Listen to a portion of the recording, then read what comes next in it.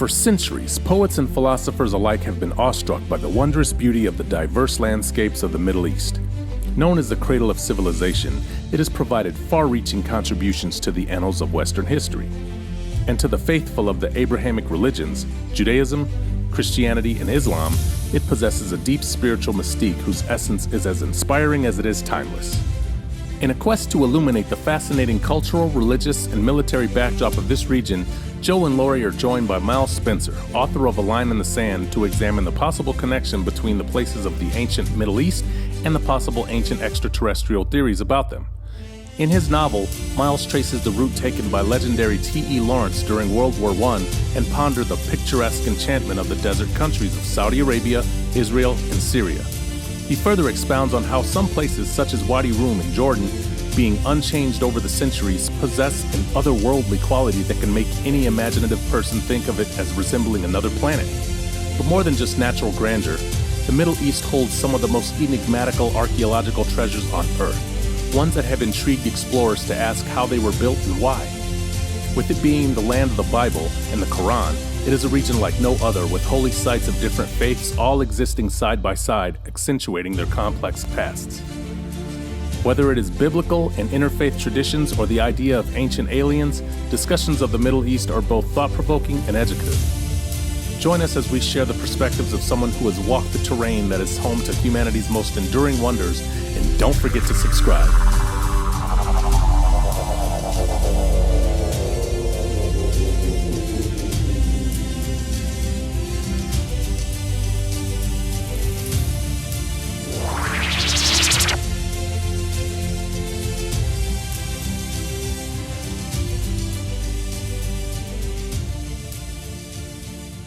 Hello, everybody. Thank you for joining us on Alien Talk Podcast. This is the show where we discuss all things about aliens and UFOs, and as always, where we push the limits of our understanding about subjects that pertain to the existence of extraterrestrial intelligence, the presence of UFOs, and perhaps even the very meaning of human life here on Earth, depending on one's perspective, of course. We explore the mysteries of the universe and the enshrouded secrets of our ancient history, constantly pondering what is out there in the far reaches of outer space, as well as what lies hidden within the deepest recesses of our own planet, of which we still have much to learn and much of which still needs to be examined more closely. So, Lori, we have a special treat today. It is not often that we get the opportunity to sit down and talk with a well-known writer, successful digital media entrepreneur, senior business investor, and CEO, but today we do. Today, we get the distinct privilege of having with us the guy who co-authored the novel, A Line in the Sand, that being merely one of his many accomplishments. He is also well known for having produced and hosted the TV show Money Hunt, which aired on PBS back in 1997. And that was a reality-based program that gave prospective entrepreneurs a chance to pitch their ideas to potential investors on television, with the hope of possibly getting some capital for their projects, similar to the show Shark Tank.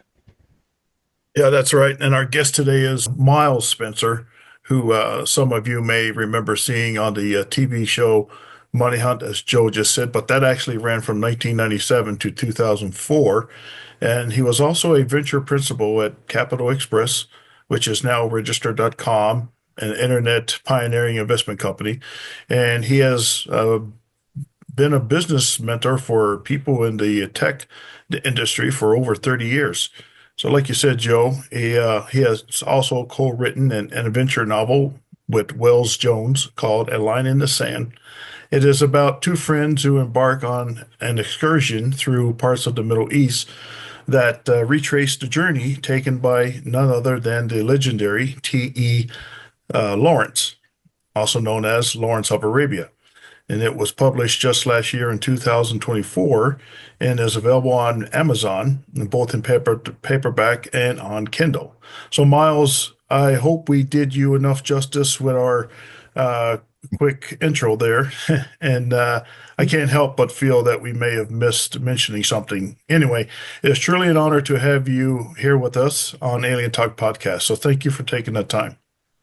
Hey, I appreciate all that. I'll agree to most everything you say that's positive, and I'm sure you skip some of the negatives, and I appreciate that as well. But it's great to have the chance to spend some time with you guys. Yeah, it really is a great pleasure to have you with us, Miles. And to start things off, I see from your website that you are a fellow Pittsburgher. I too am from the Burg, good old steel town. um, I left there after joining the Air Force in 1989. I then went off to Desert Storm only about a year later.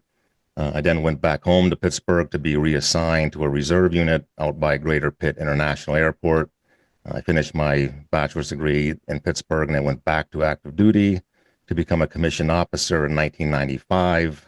And I have not gone back since then, other than for a few short trips. My parents moved out here to Tucson in 2006 to be with me and my family. So I don't really have much of a reason to make my way back there very often. There's not much there for me in terms of family and friends. But I do have very fond memories of living in Pittsburgh during my youth and growing up and going to school there. Good memories of family and friends. And I did enjoy it there, and I sometimes do miss it. Yeah, I had a great time in Pittsburgh. I was, I lived there till I was 14 years old, and played football and baseball, ran around and built tree houses and delivered newspapers. And yeah, there's some great songs from the 70s. Probably it covers exactly what I was doing when I was a kid. So I loved it. I love the Steelers, of course. And as we were saying before, even the Pirates have hope in April, right? So it's a beautiful month. This year, yes, I agree with you on that. Yeah, so Miles says, so here on the podcast, we're interested in the question of extraterrestrial life, and especially as it ties to the now popular, the formulated theory about ancient aliens having been present on Earth sometime far in the distant past. So many of the civilizations whose mythologies are said to hold clues about that are indeed from places like Egypt and Greece and Sumer and Babylon, which is present day Iraq, as we all know. So, I mean, the Middle East and the Levant have strong archaeological and historical connections to the idea from which the whole ancient astronaut hypothesis has been derived from. Now, your novel, A Line in the Sand, is about the odyssey of two characters who adventurously, trek throughout the Middle East in countries like Saudi Arabia, Jordan, and Syria. So, your story is perhaps a little less focused on the ancient history of that region and more so on, I guess, the political and social and the cultural impacts left on it by the events of World War One, particularly concerning the expeditions of T.E. Lawrence. So, what about the Middle East do you find most intriguing? Like for many people, it is because it's the land of the Bible and the place where our Judeo-Christian Christian traditions are rooted in. So, do you find it to have a kind of aura that draws you to it and makes you want to learn more about it? Now, let me give you a three-part answer at the very least, right? So, at first, when I was listening to you, I was thinking, look, outer space, right, and extraterrestrials. This is as Sir Arthur Conan Doyle would say, stranger in a strange land. We're out of place here, right? And so I'm a kid from Pittsburgh, curious kid from Pittsburgh, and I ended up in the Middle East. It could not have been more different, and indeed, it was almost as if we were in outer space, right? As a matter of fact, if you look at Wadi Rum, that actually is the inspiration for Dune. And there are some seeds in Star Wars that are shown in Wadi Rum. It's a desert in Jordan. We've been through it on camels. It's the most majestic thing, but it just looks like it's another planet. So from a topographical standpoint, it's certainly the Middle East fit the bill.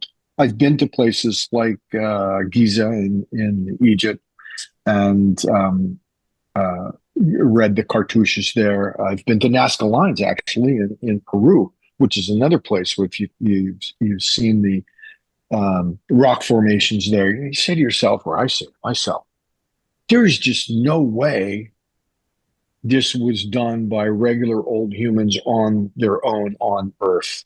You have to see these things from up high in order to appreciate them, for sure. Certainly Nazca lines. So there certainly was an element of, something interesting is happening here. But what really drove us to go to the Middle East was that 9/11 had happened, right? And we were trying to get our heads around. Remember, curious kid from Pittsburgh, Pennsylvania. Who, what, why, where, when. We weren't getting any good answers at all from the media, press, whatever we were doing, right? And we did read one book, Seven Pillars of Wisdom by T.E. Lawrence. And both myself and my co-author, Wells, were impressed with, even 100 years ago, how this adventurer, explorer, cartographer had understood the Bedouins, or the desert people, and was able to translate back to the West in a way that actually 100 years later was proven to be very, very insightful. Unfortunately, the West didn't listen. And we've got the mess that we've got here. So when we both, each of us separately finished that book, we were speaking to each other and we said, like, what do we do now? And our answer was, let's go. And so, as you know, we went on the track that ended up an 1,100-mile hike through the deserts of Saudi, Jordan, and Syria. That's very good. Good story. Yeah, very excellent.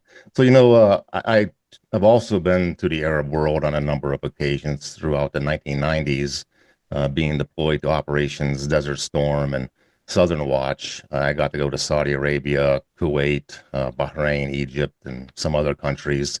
A lot of people may have forgotten about Operation Southern Watch, as well as Operation Northern Watch, which, of course, were designed to control and dominate the airspace of the northern and southern sectors of Iraq and thus keep its military contained, meant to prevent Saddam Hussein from using air power to attack the Kurds and the Shiite Muslims. And the Air Force there were on regular rotational deployments for participation in that. And it ended, of course, in 2003 when the U.S. and its allies invaded under Operation Iraqi Freedom. And I also had the opportunity to visit Israel on a Holy Land pilgrimage with the Catholic Church, of which I was once a part of many years ago. And that was an incredible experience. But it was during Desert Storm that I really developed a deep fascination with the region of the Middle East and the Levant referring to the specific area of the Middle East that borders the Eastern Mediterranean Sea, Israel, Lebanon, Syria, Turkey, also Cyprus.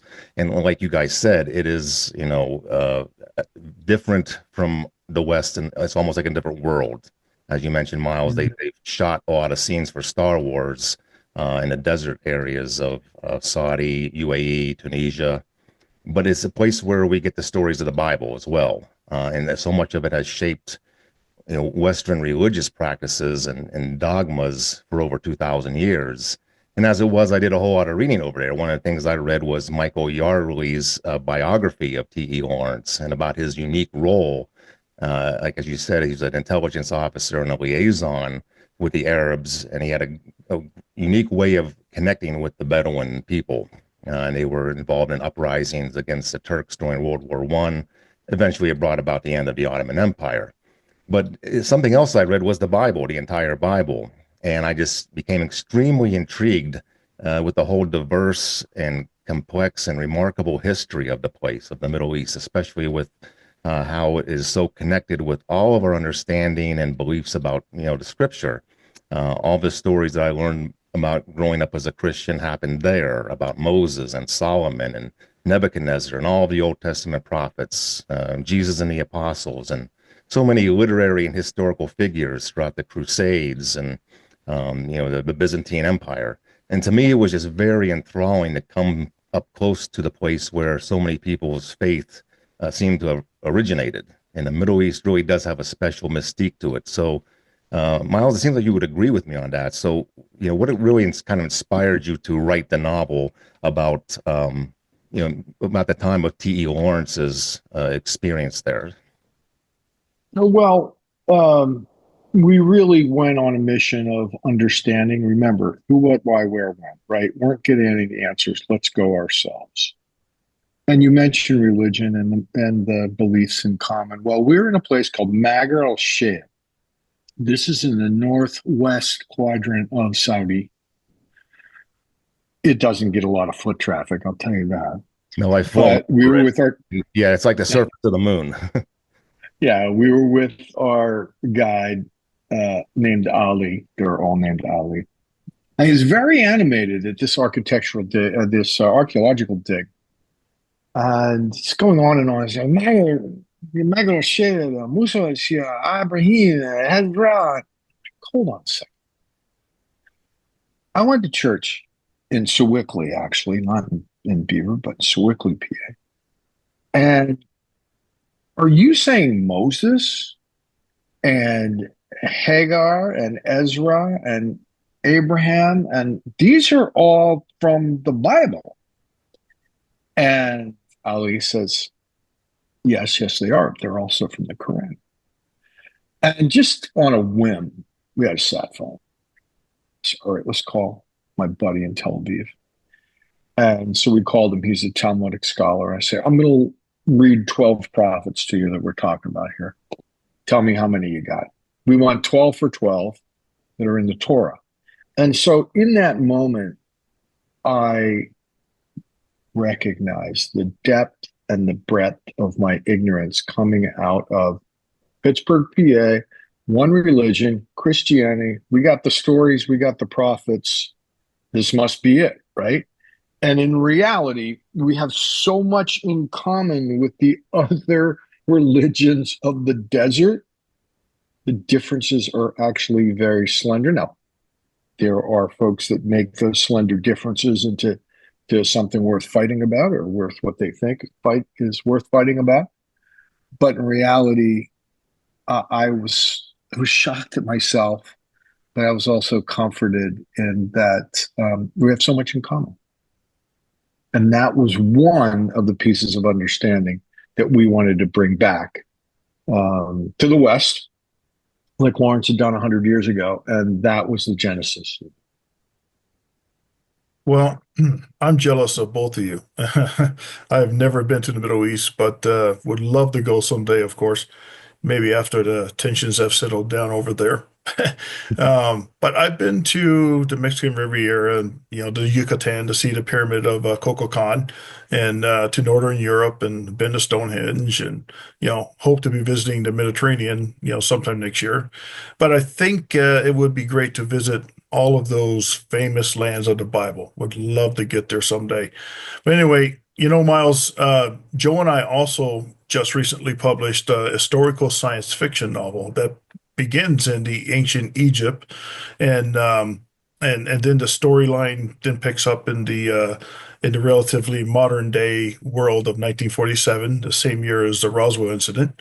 So there is a little hint as to its plot, but it is called Battle Planet AD, Relic of the Gods, and the story is centered on a startling discovery of something technological that is discovered as an old artifact from the site of an archaeological dig that turns out to be, alien technology from 4,000 years ago.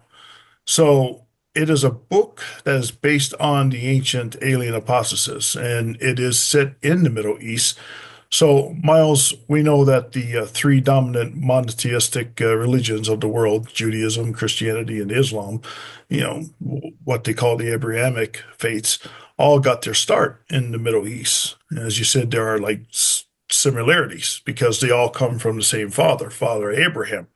And my question to you is, do you think that there are connections between these religions and this notion about ancient extraterrestrials? And I don't know how well versed you are in the ancient alien theory, but since both have the region of the Earth in common, this particular region. So, do you believe it is possible that the stories preserved about things like the creation, the Garden of Eden, the flood, the Anunnaki, etc., are actually nothing more than transformative stories about them. I think it's a very good possibility they are transformative stories. I am amazed at how, what's the line from U2? The more I learn, the less I know. Yes. Yeah. Mm-hmm. Right. And, I mentioned pyramids of Giza. You look at some of the other, I've been to Mount Ararat in, I guess it's Armenia now. I've been to places that I just have a hard time believing that regular old earthlings created 1,000 years ago, or 3,000 or 10,000 years ago. Um, Common sense tells me they had to have some help. And I'm willing to acknowledge the possibility that could be true. And I'm not necessarily a skeptic in terms of, well, show me the proof, otherwise I'm not a believer. I'm just like, you know what? The universe surprises me daily in its reminders of how little understanding and control I have over it. And the easiest way to get those reminders is to have a 13 and an 11-year-old kid. I remember those days. Yeah, my kids are all grown up now. They're in their 20s. I have grandchildren, so they're really little, but I know where you're coming from. Same here. And I think that's a very academically responsible approach to it. It's, there is so much we don't know. Isaac Newton said, what we know is a drop, and what we don't know is an ocean. And we find that every day. The more curious we are, the more interested we are in finding out truth and exploring things, the more, we open up one door and find that there's 10 more doors that still need to be opened, and they're constantly finding new things that raise question to what we've held for a long time as almost dogma, as doctrine in science and religion. Take the pyramids, for instance, in Giza. They've now just believe they found these anomalies that they think are structures underneath the Great Pyramid. And they found it through ground penetrating radar. And these structures are, I think there are 8 of them, 8 like large columns, larger than the Eiffel Tower. And they go down, almost to, deep into the ground, almost to bedrock, past bedrock. And they don't know what they are. They believe that there's like this sort of coil that goes around each one of them. Now, of course, they haven't seen it face to face. This is just, interpreted from data on ground penetrating radar. So, these are questions. What are these? It could be nothing. They could just be anomalous readings from the rock formations, or they could be some structure there. They're not found anywhere else. If you go with the ground penetrating radar readings just maybe a half a mile away from the pyramids, you don't find them. So it raises a lot of curiosity, a lot of wonderment. And like you said, Miles, it's like, 10,000 years ago, or even, 5,000 years ago, how did people accomplish these things? How did they move these large stones? How did they construct something like the pyramids? How did they even conceive that?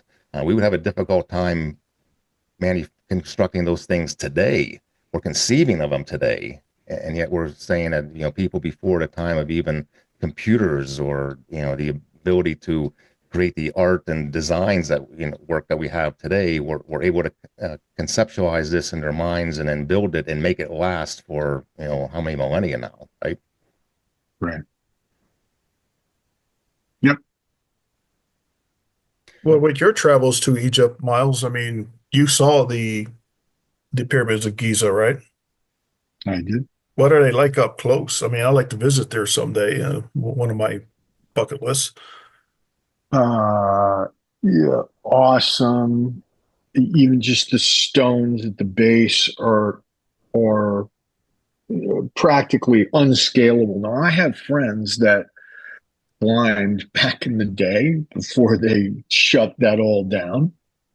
I have climbed the pyramids in Tenochtitlan and some of the other Mexican sites. Um, and once again, they've shut that down as well. It used to be okay to do that. But the sheer size of them now, from my understanding, is they were also covered in sheets of gold. So the three of them in that pyramid, they would typically begin building them when they were 8 or 10 years old. Just like let's get going on this, guys. I mean, I hope this joke lands, but I mean, there are limitations to slave labor and how much you can get done with. So you've got to start early in the process if you want to have a big pyramid at the end of your life. So there's three of them there.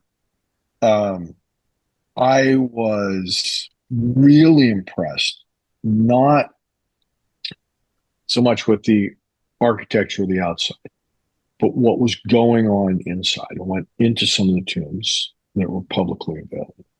I was also able to see some of the arcs or boats that they basically believe you got in the boat and you passed into the other world. And you see, I thought it was a Viking ship, right? This giant warship, which is basically, no, this is what we're going to paddle into the afterlife with. Miraculously preserved after 3,000-4,000 years. So it was truly awe-inspiring, a little bit claustrophobic, a little cool, even though it was 100 degrees up top. It was cool down low. Not quite a wine cellar, but cool. Musty. You really did expect Indiana Jones to come walking by. Hopefully him and not that huge ball. That's right. Well, and another thing I have to bring up, if I might, the cartouche system, right? So that frankly looked alien to me, right? But what I find to be amazing, or what is frequently a debate among my friends, is that the Rosetta Stone was what decoded those languages, right? And the cartouche. But the Rosetta Stone is actually in a museum in London, right? Yes. And so the argument is, well, is it better that other educated, sophisticated people get to see this because they might not get to see it in Egypt? Or is it better for it to be in Egypt where it may be pillaged or it may be stolen or no one may ever see it, right? Existential debate. But what I find funny about it is that it was Napoleon who was on a mission down there that originally discovered it with Bouchard. And then he lost the Battle of Abu Bakr to Nelson, and he lost the Rosetta Stone. That's how it ended up. Well, long story, but that key to the cartouche system and the language there, I think it's one of the greatest discoveries in modern humanity. Yeah, I agree. I think it was in 1799 that was discovered, and yes, it was Napoleon's his army was there, and they came across it, and it allowed us to kind of crack the code of hieroglyphics. After so many centuries, we understood much of what they were saying and what they meant, and that kind of gave us a way to understand it, at least in a rudimentary way. So, Miles, when you went over there, and when I went over there, like into Israel, was in the mid '90s, and I think what I was expecting was I was going to be stepping back, like in the time, almost like in the Indiana Jones movie, where you're going back and it's almost like it was 100 years ago or 1,000 years ago, and instead you see that it's modernized quite a bit. There's a lot of what make Tel Aviv today. I mean, it's a very high tech, ultra modern, very futuristic city. I mean, look at Dubai and Abu Dhabi. And Doha and Qatar. These cities look like something right out of Star Wars. I mean, just the advances they made in construction technology is really just tremendous. But it also kind of taints the sort of nostalgia that you have for, the lands of the Bible and the lands of the Middle East, of kind of going back and having that sort of the mystique, stepping back into time. And we don't have that so much anymore because, like everything is progressed. It's, built on technology and advances like we have. If we're allowed to disagree on this podcast, I'm going to say yes and no. Certainly Tel Aviv, certainly now Riyadh, right? But I can say there were a lot of towns that look like they hadn't seen a vacuum cleaner in 100 years. Yeah. We started in Jeddah, which is the port city which pilgrims would use to get to Mecca and Medina. And Jeddah was beginning to modernize. But up the coast just a little bit was Lawrence of Arabia's first outpost, which was Yenbo. And then Al-Waja was another one before you got to Aqaba, right? And so, I'll tell you a little story about Al-Waja. We roll in like midnight, 1 o'clock, and got a little bit of food and started walking around. And our guide, Ali, says to us, you want to see the outpost that Lawrence originally lived? Yeah, sure. So they were restoring it, and we went to these. I don't know if you've seen these Saudi homes that are along the water, but they kind of start with a small base, go up like that. Look, maximize the breezes going for them. There's not much. And here was a man working at 1:30, 2 o'clock in the morning. It was during Ramadan, so they sleep during the day and they work at night. And they eat at night. And we looked at this place like, wow, Lawrence could have actually walked on these tiles. Mm-hmm. And one thing about Saudis and Bedouins in general, you make a compliment like that. I like your belt. I like, anything that's not nailed down. We complimented the beautiful tile work, and sure enough, he offered us one. Now, we were in backpacks, right? We were sort of at the beginning third of our trip. So we had another 650 miles to go. We're going to add, an extra tile to our weight. But we had a brilliant idea. We broke it into pieces so that we could reassemble it once we got to the United States, right? But this tile was everything that signified the history of the region and 100 years ago, and something that Lawrence may well have walked on himself. Funny story about the tile, however, when we got to a more modern city, which was not so much Tel Aviv, but the King Hussein Bridge on the way from Jordan/Syria in through to the northern entrance to Israel by foot. That same tile, which had been broken up, kind of looked like it could be explosives to the to the border patrol. Yeah. And so we went through the ringer on that. And sure enough, where did you get this and what is it made of? Oh my. We got it from friends. Where are your friends? Saudi Arabia. You have friends in Saudi Arabia? Yes, you do. And they gave you this? Yes. Really digging your own. It was very long, very long checkpoint for us. I can imagine.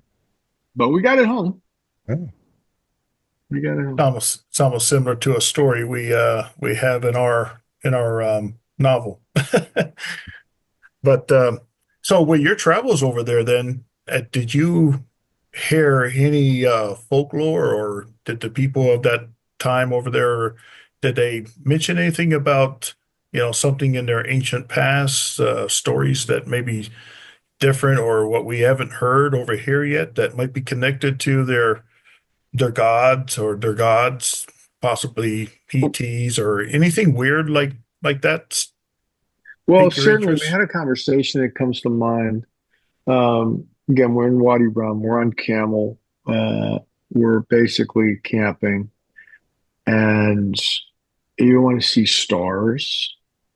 There's no light pollution whatsoever in the Saudi and Jordanian deserts where Must we have been are, amazing. anyways. And so the stars are like right on your nose. Yeah, you never think night could get any darker until you've been Right. body desert. Wow. Wow.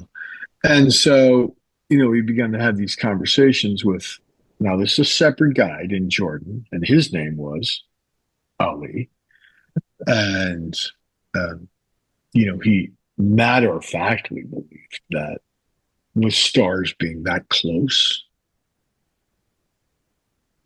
beings came and went all the time. So it was hard to disagree with him because you could almost reach out and touch one. What do they say about the Kaaba and Mecca? I know they don't allow non-Muslims to enter the city, but do any of them talk about, its origin, what they believe, where they believe it came from? Yeah, we did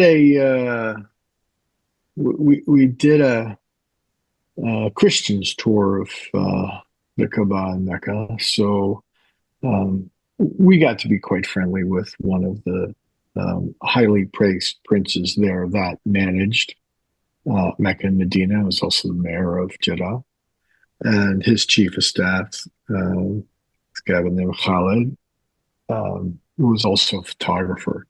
So he had a permit to go up above in a helicopter for photography. So we had the opportunity to do that. We also took a pretty cool trip to a town called Taif that if you crane your neck from the highway, you get a pretty good view of Mecca as well. So that's as close as a non-believer is going to get. Yeah, I've heard people say about Taif, if you want to see Mecca, you can go there and you can get a good glimpse of it from a distance, and that's about as close as you'll get Muslim. More importantly, perhaps for your audience, on the way to Taif, there's a petrol station. It's run by Aramco because all the petrol comes from Aramco. And it's very cheap. We should pump gas like that here. But they have a Fuddruckers burger joint. So we pull up for gas, and our buddy that was driving, his name was Osama, and the other guy was Yahani. Fuddruckers. You have Fuddruckers in the U.S.? Like, yeah, we have Fuddruckers in the U.S. It's like, what a name. Fuddrucker. Am I a Fuddrucker? You're a Fuddrucker. Who wants a Fuddrucker? He was just loving it. Well, what was interesting about that bit, and I share a little bit about that story in the book, is that the four of us were able to finish like 2 Fuddrucker burgers total and fries and shake, right? It was just so many. The caloric intake was so overwhelming. That's like a week's food for them. You go to Fuddruckers in Houston, Texas, I think the average calorie intake is 2,700 per meal. Yes, did they serve shawarma at this Fuddruckers as well? They did not. No, it was a straight up, you can get shawarma anywhere else you want, but it was a straight up burger joint. And we actually, one pretty weird thing we do in the book, but people seem to love it. Look, we're trying to understand and share that understanding with the West, the culture and the religion and the cuisine. So we actually put recipes in the back of the book. And one of the recipes is for the Fuddrucker special sauce. When I was in Israel, falafel was the big treat, and they make it really good over there. That and baklava is a big deal in Jerusalem, and it's just wonderful food. And one of the things I like what you mentioned is, when you go there, it really does take you outside of your conceptualized bubble, your theological and religious bubble of what you think it looks like. And then you go there and you see it as quite different. I know when I went there on the pilgrimage, now 30 years ago, I was amazed at just the diversity of faith. It is not monolithic.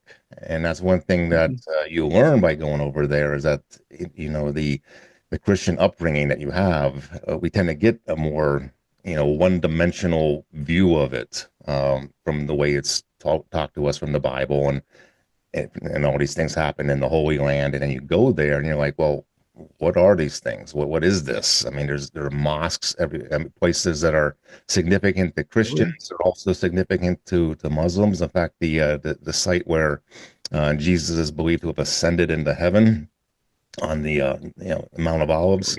That is a mosque. That is a mosque that is built there, and they hold on to that. So, what do you think about the diversity? I mean, there's more things than people even imagine over there in terms of like how your faith is not monolithic. Well, we walked it.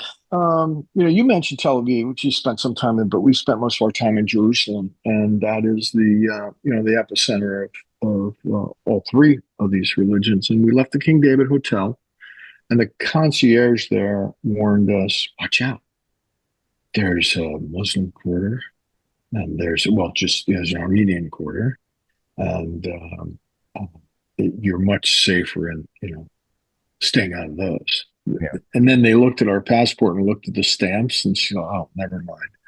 So we went to a prayer service at the Wailing Wall, right, and observed that, and then took a couple of steps to the top of the Wailing Wall. That is Al-Aqsa Mosque. That is the courtyard of Al-Aqsa Mosque.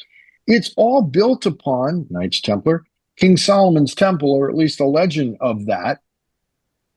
And we continue on our walk and go to the Garden of Gethsemane, where Jesus was hoping to get off of the sentence that his father had given him.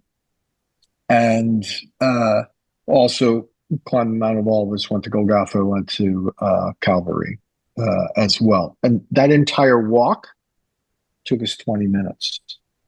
Isn't it amazing how we read about this stuff in the Bible and we watch, whatever, we watch Passion of the Christ, or we watch Ben-Hur, we watch Moses, these movies. It must be huge. Yeah. It's tiny.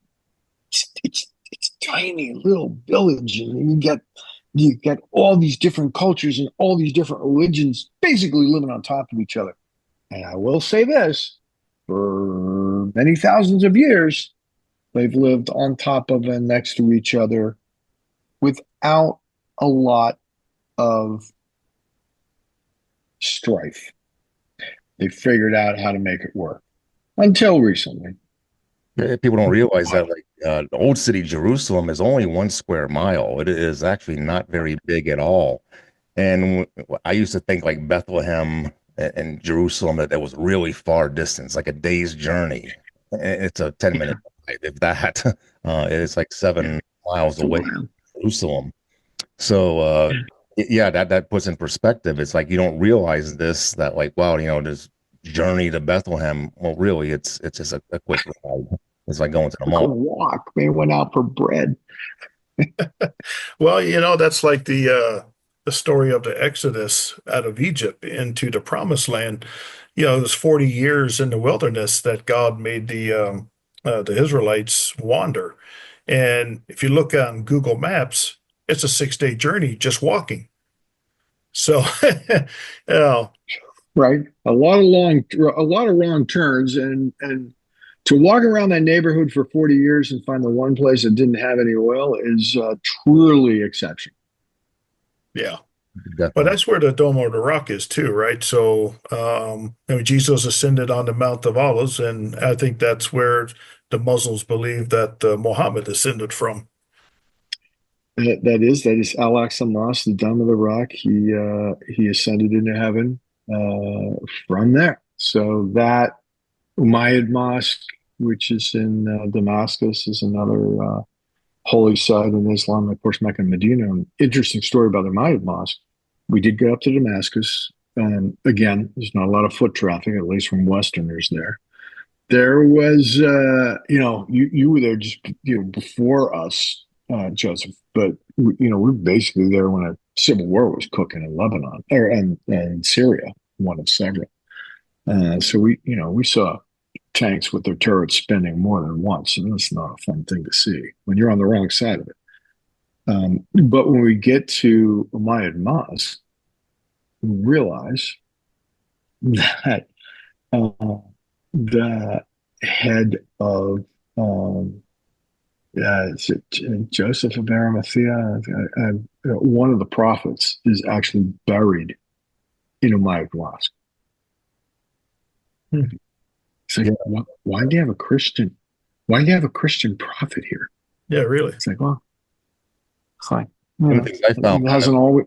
interesting was like the Church of the Holy Sepulchre. I mean, since there's so much dispute over who gets to use it, between the Eastern Orthodox, Roman Catholic Church, the Armenians, the Coptic Catholics, they couldn't settle on who has the key, who keeps the key to the place. Well, since the 1830s, there's been a Muslim family who has maintained the key to the Church of the Holy Sepulchre, so that no one has any kind of prioritization. Right.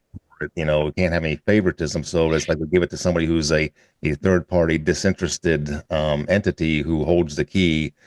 Nobody can kind of dominate the church, and that's how it was settled.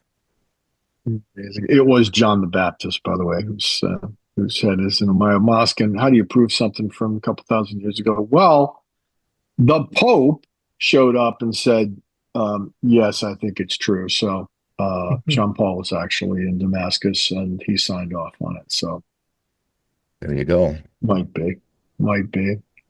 One of the things I really liked about your novel, Miles, not only you getting into the cultures and the topography of the Middle East, which is again a subject I'm just really fascinated with, but you also focus on the figure of Lawrence of Arabia, T.E. Lawrence, who was there during World War I. He was a British intelligence officer during World War I. And that's another historical subject in this historical area I'm really fascinated with is World War I.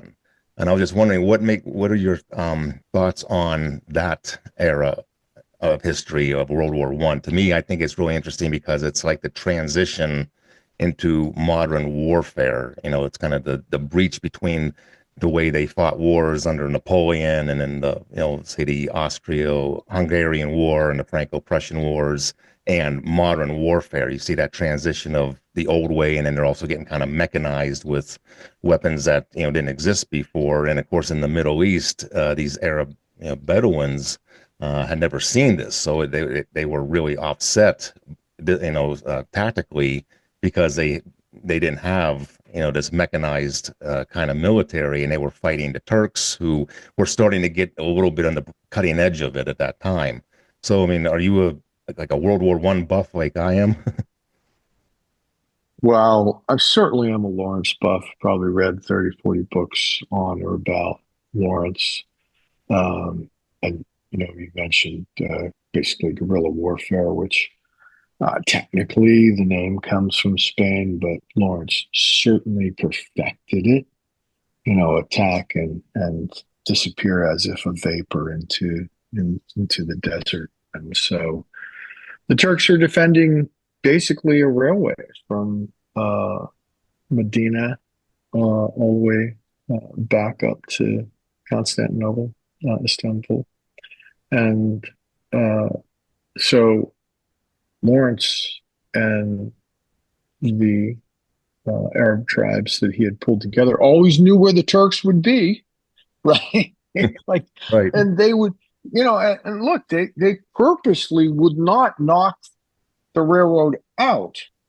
They would disable it so much that they'd slow things down. They'd loot some of the trains. It's still repairable. They'd probably, sabotage some of the repair troops along the way. So it was just maddening but it wasn't, a massive defeat, but it was distracting. And the distraction was what allowed the Allenby's British army to attack much quicker in parallel. So I think that the times 100 years ago were so pivotal in what we're living today. Absolutely. Right.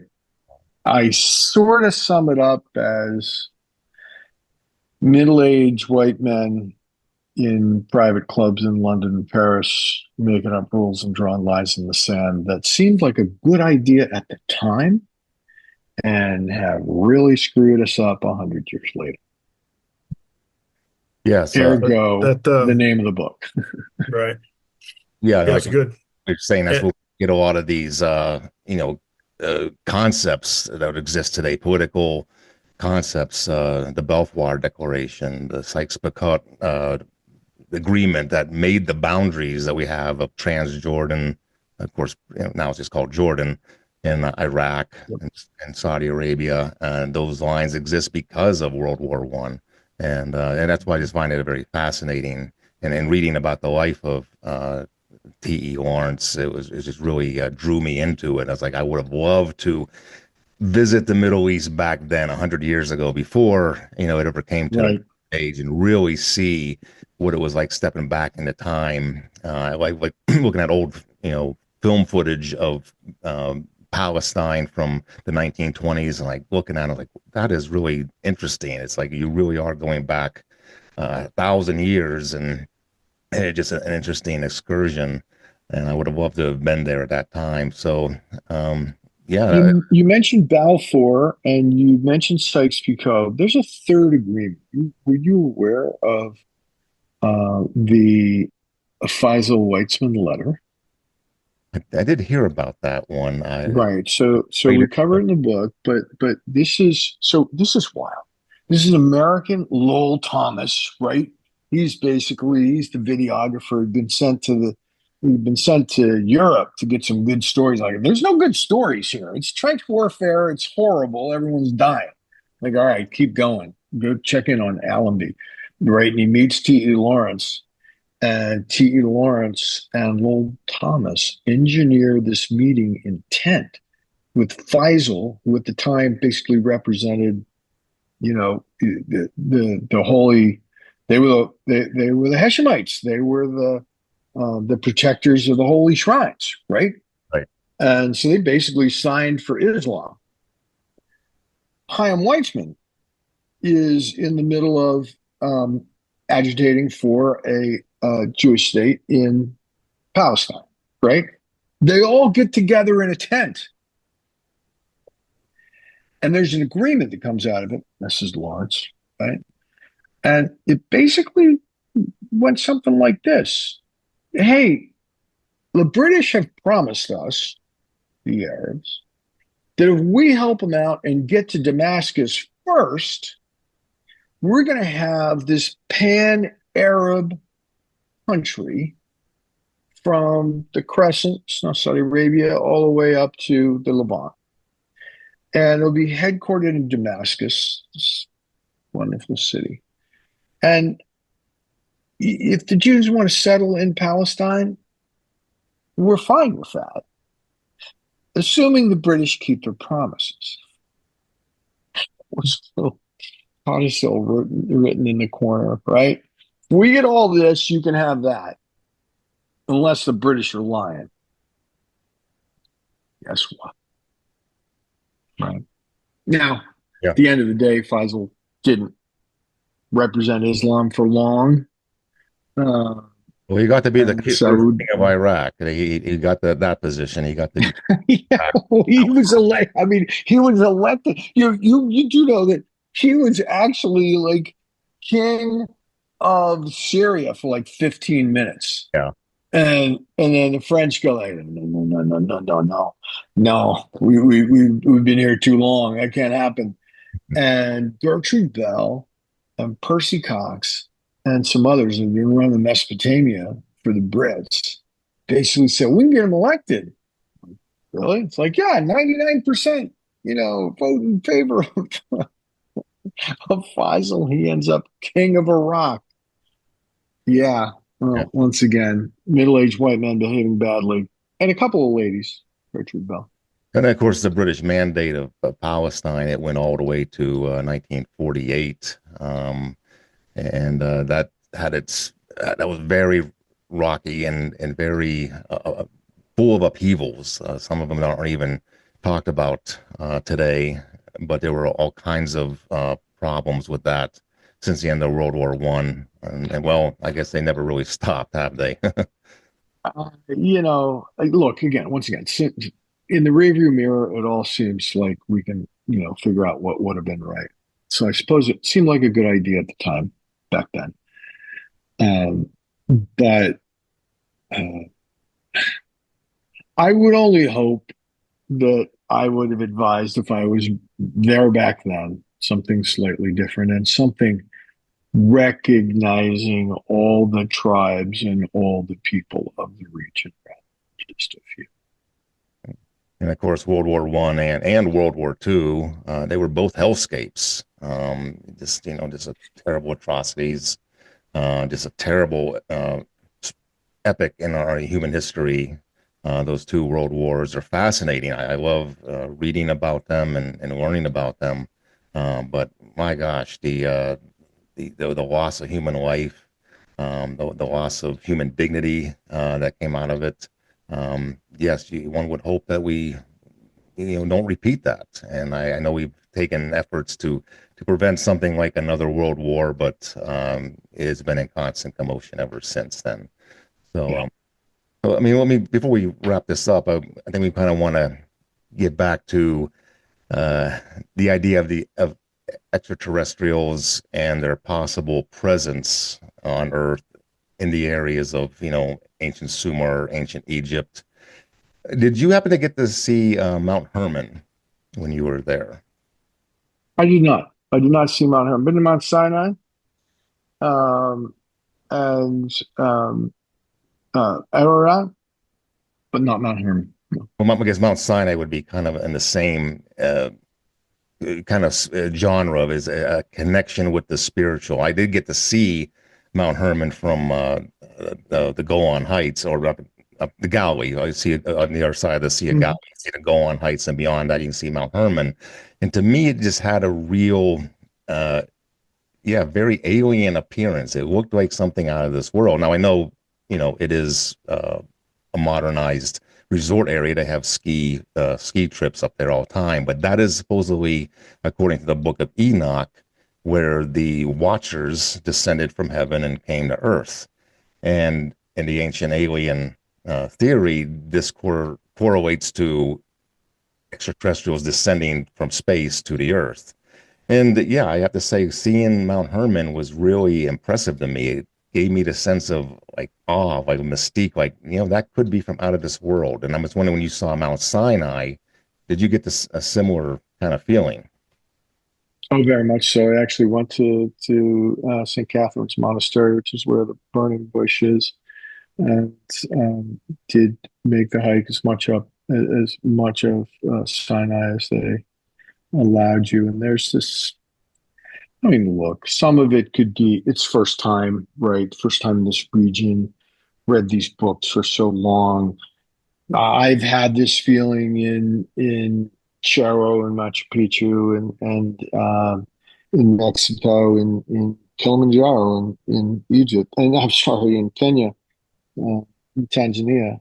And it's, I think a little bit of it is the fact that I'm a stranger in a strange land. It's the first time I've set foot in this place. And so there's a mystical quality to all of it.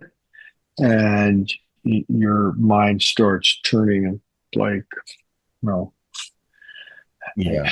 And I think how did one guy carve two sets of tablets in stone without any help? Right. Well, yeah.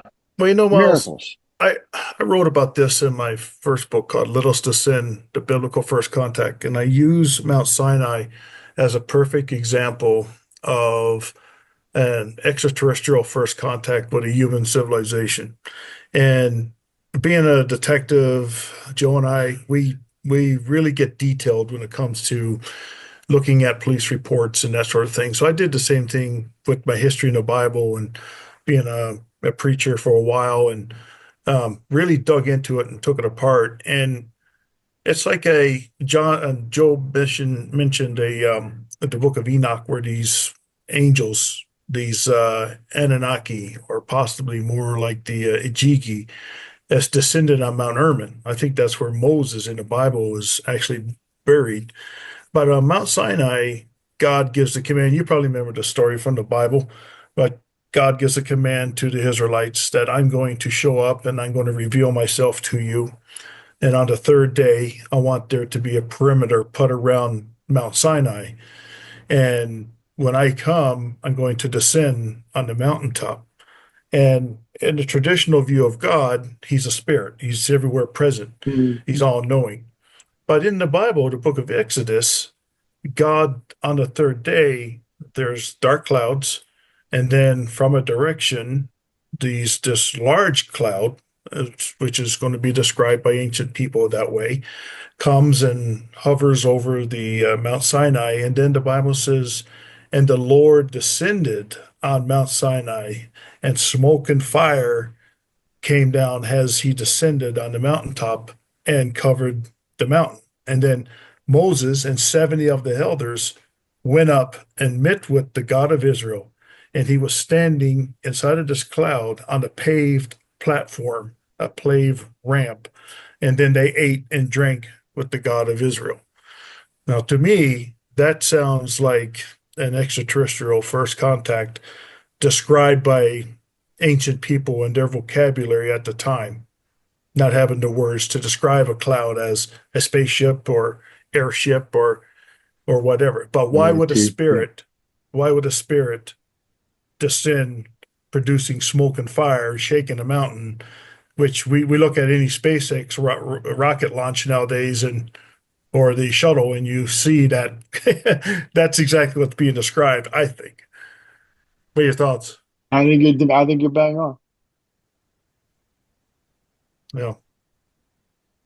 Well, as we always like to say, it is, up to you, the audience, to decide on what do you think about these ideas. We kind of just want to put the information and the evidence out there, discuss it, mull it over, and let people decide for themselves. So that will wrap it for today.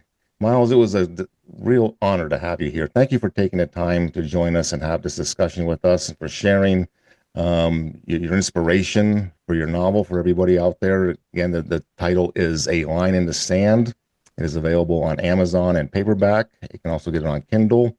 It is a fabulous story about two friends taking a trip through the Middle East and reliving the tracks of Lawrence of Arabia. Miles, it seems like you're kind of putting a little bit of your own story of your own trips there into the novel. Is that true? Aside from the time travel, everything else is based on a true story. Absolutely. So Thanks for reaching out to us, Miles. We really did enjoy having you on and having this discussion with you. Amazing. Likewise, Laurie, likewise, Joseph. It's been fun. So for next time, it's getting late. Yeah, it's getting, yeah. On his side of the country, at least. Yeah, thanks for staying up with us, too. We have a 3-hour difference where we have to keep in mind here. So, good. Everyone, for join us again next time. Lori and I are going to talk about the Atrahasis, which is a cuneiform script that was discovered in modern-day Iraq and the ancient Assyrian library. Similar to the Enuma Elish, it talks about the flood myth. The Enuma Elish talks mostly about the creation myth. We're going to get more into the flood myth next time we join you in a few weeks. We'll shoot for sometime by the end of May to have that show available. So everybody, thank you for joining us in our discussion here with Miles Spencer. It's been an honor to have him with us. And stay safe out there, everyone. And as always, stay curious.